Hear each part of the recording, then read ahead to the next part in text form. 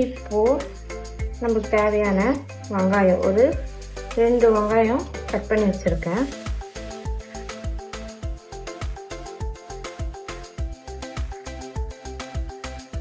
அது கூட ஒரு கொத்து கருவேப்பிலை, கொஞ்சோண்டு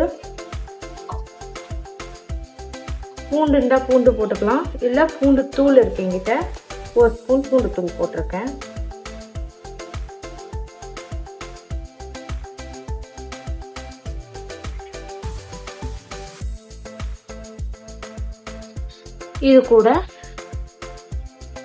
இது கூட மிளகு சீரகத்தை போட்டுக்கலாம்.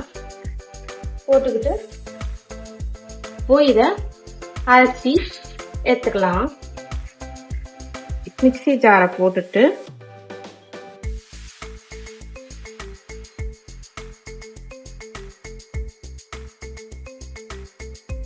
இப்போ இந்த மாதிரி ஃபைனாக அரைச்சி வச்சிருக்க பேஸ்ட் எடுத்து பவுலில் மாற்றிக்கலாம்.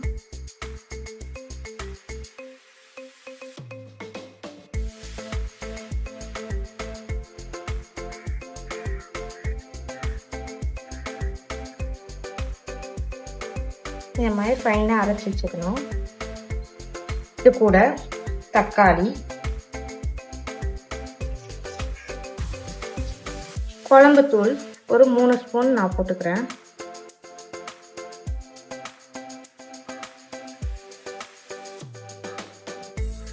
ஃபைனாக அரைச்சி எடுத்துக்கலாம். இப்போது நம்ம அரைச்சி வச்சிருக்க தக்காளியும் புரளி மசாலா குழம்புத்தூள் போட்டு அரைச்சி வச்சிருக்கல, இது அரைச்சி வச்ச மீன் குழம்பு மாதிரி இருக்கும்.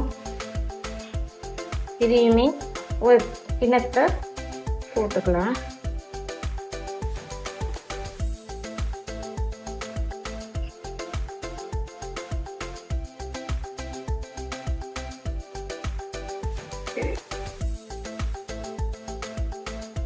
இப்போ அரைச்சி வச்சுக்க புளி, நம்ம தக்காளியும் புரளி மசாலா போட்டு அரைச்சி வச்சிருந்த மசாலா பேஸ்ட்டு, வெங்காயம் போட்டு பூண்டு கருவேப்பிலை அதெல்லாம் போட்டு அரைச்சி வச்சிருந்தது, இது தாளிப்புக்காக எடுத்து வச்சிருக்கேன் வெங்காயம்.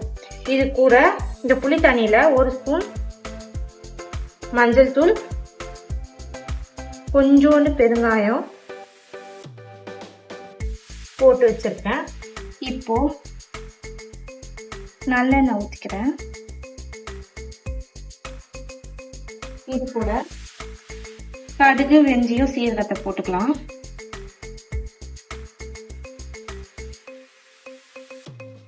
கருவேப்பிலை போட்டுட்டு நல்லா பொரிஞ்சு வர வரைக்கும் வதக்கிக்கணும்.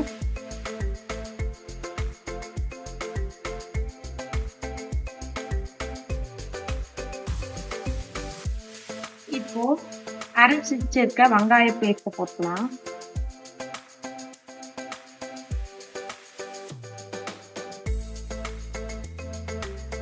இது கூட நல்லா வதக்கிக்கணும்.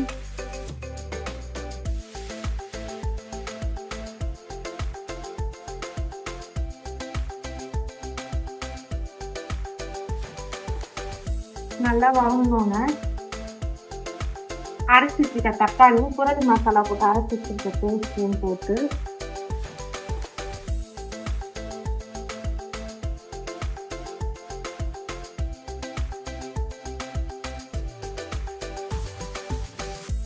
நல்லா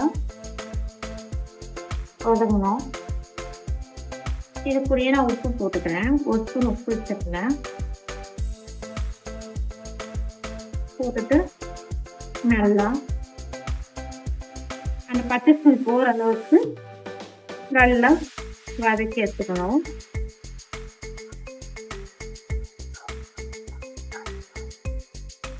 இப்போ அரைச்சி வச்சிருக்க புளி தண்ணியை நான் இதில் ஊற்றிக்கிறேன்.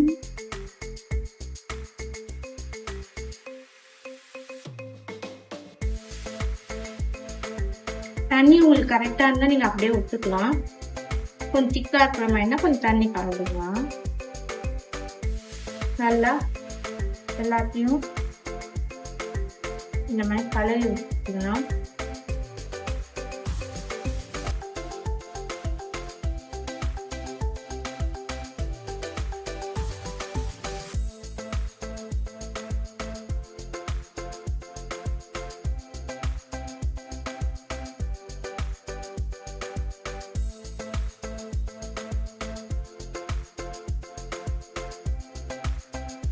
எனக்கு கொஞ்சமாக இந்த அளவு தண்ணி எக்ஸ்ட்ரா ஊற்றிருக்கேன். ஊற்றிட்டு இது நல்லா கொதிக்கணும். அதுக்கு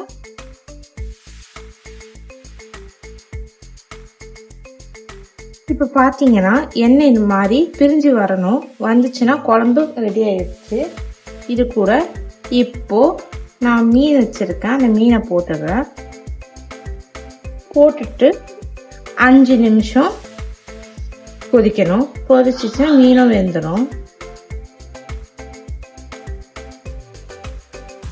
மூடி வச்சிடலாம். ஒரு 5 நிமிஷம் கழிச்சு இது ரெடி ஆயிடும்.